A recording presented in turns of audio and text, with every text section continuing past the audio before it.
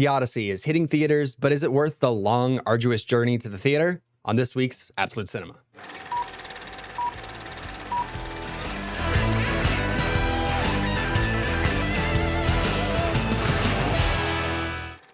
Welcome in, folks. My name's Chris Wynn, and this is the show where we separate the movies from the cinema. So today we are talking about the highly anticipated Christopher Nolan adaptation of the 3,000-year-old epic, The Odyssey. So, Matt Damon stars as King Odysseus, who, after successfully leading the Greeks in the siege of Troy, makes the long and perilous journey home to his family in Ithaca. There, his wife Penelope, played by Anne Hathaway, and son Telemachus, played by Tom Holland, have been waiting for decades for his return, dealing with hordes of suitors hoping to take the throne.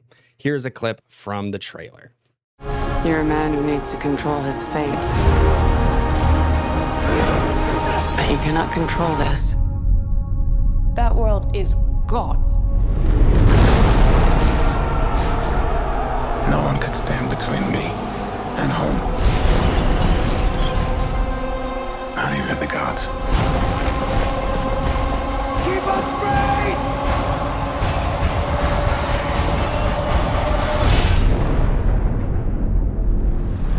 So that's just a little taste of the scale of this, and in every sense of the word, it is an epic. And conceptually, Christopher Nolan is the perfect man for this. This is a massive story in every regard, from the setting, to the time span, to the locations, to the cast, to the character lore, and the runtime as well, all of which in the hands of lesser filmmakers could easily crumble. I had actually bought 2 tickets for this, and the plans for that second ticket kept getting shuffled around. So my wife said, "Oh, I'll go with you. What's it about?" I said, "Well, it's about Greek mythology." She said, "Oh." And I said, "It's almost 3 hours long." And she said, "Oh." But then I said, "Well, it's a Christopher Nolan movie." And she said, "Oh, great. Awesome. I'm excited." So there are very few directors with that sort of pull. And lo and behold, she loved it. And so did I. So it is almost 3 hours long. It's 2 hours, 53 minutes. So prepare for that. But for me, it did feel like a long movie, but I was never ready for it to be over. There was a moment where it felt like the movie was ending kind of in a similar way to Oppenheimer. But then there's a further sequence that's actually one of my favorites in the film. First off, let's start off with the expansive cast of this. We've got Robert Pattinson as Antinous, Lupita Nyong'o as Helen of Troy, John Bernthal as Menelaus, Elliot Page as Sinon, Benny Safdie as Agamemnon, John Leguizamo as Eumaeus, Charlize Theron as Calypso, and Zendaya as Athena. And that's a whole bunch more who have like even smaller parts in here. This is a very stacked cast. The star power that Nolan is able to wrangle is extraordinary, and there isn't a bad performance in here. Matt Damon anchors everything, showing off all the facets of Odysseus. The cunning abilities as a strategist, the perseverance but also stubbornness as a leader, and inner turmoil over his decisions. He fits in perfectly with the archetypal Nolan protagonist. I was vaguely familiar with the story of the Odyssey, but not enough to weigh in on if Nolan adequately translated the spirit of the original literature. But as a movie, it works incredibly well. There's a lot of spiritual companionship to Oppenheimer, and that they both are about men dealing with a lot of guilt over decisions that may ultimately change humanity for the worse. Oppenheimer looks at how knowledge and ability in the wrong hands can unlock the worst in us as humans, but the Odyssey looks at what is the worst in us and where does that come from? But on a smaller personal level to Odysseus, Nolan examines his relationship to the gods and how he needs to learn to give up control and accept responsibility, even if it costs him or his men. Christopher Nolan talked in an interview about his increasing interest in the original literature's idea of xenia, which is about kindness towards strangers, because the ancient Greeks, gods could be anyone walking among them. And that idea is very integral to the ethos of the film, played out through the story set pieces, but then made more overt and spoken about more directly in the final act. And I bring this up because there's been a bunch of very nasty online commotion about casting choices and historical accuracy coming from certain corners of the internet that have coordinated these mass campaigns against the movie.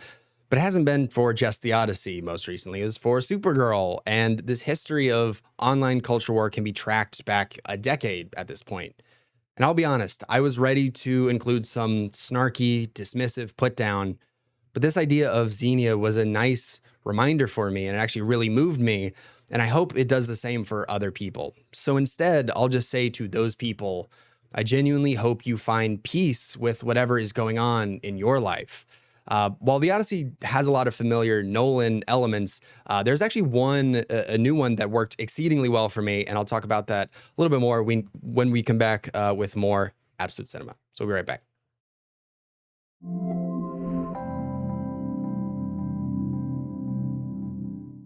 Welcome back into Absolute Cinema, folks. My name is Chris Wynn, and today we're talking about the newly released Christopher Nolan adaptation of The Odyssey. So I have been singing this movie's praises, but it does have some kind of minor issues. Very similarly to Oppenheimer, the pacing and editing of the first act is pretty sloppy. It feels like in order to get under the 3-hour runtime, they have to cut like every single ounce of fat from character introductions. So it goes at breakneck speeds to the point where there are some scenes that don't even feel completed. And while I do think if you have to choose an act to do that with, it's the correct decision in that I like the movie more and more as it went along, but it still is an issue. And while I thought Tom Holland as Telemachus was solid, I could have used a bit more interiority for his character beyond his relationship with Odysseus. Where his story ends would have moved me more if the character wasn't as underwritten. Additionally, the relationship between Odysseus and the nymph Calypso is a great mechanism for delivering narrative exposition through flashbacks, but I could have used a little bit more from Calypso character-wise. So the last complaint is actually a filmmaking one.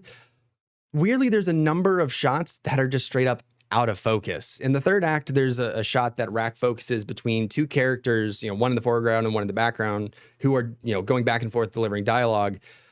And both times going back to the character in the background just completely misses focus.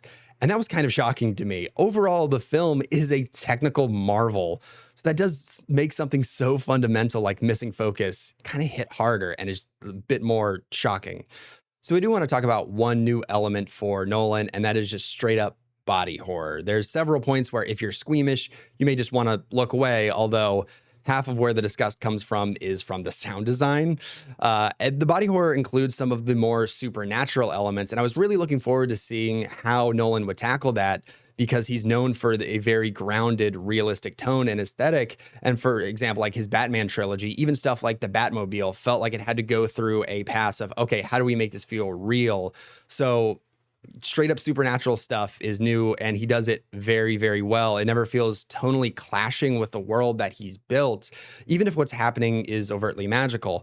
The use of practical effects in one sequence involving pigs, it was equally fascinating to watch the movie magic happen, but it also turned my stomach, and I love that. If you can, please see this in IMAX. This is the first film to be entirely shot in IMAX 70mm film, and the taller frame that you get in IMAX that you won't get in a regular theater, it's gorgeous to look at.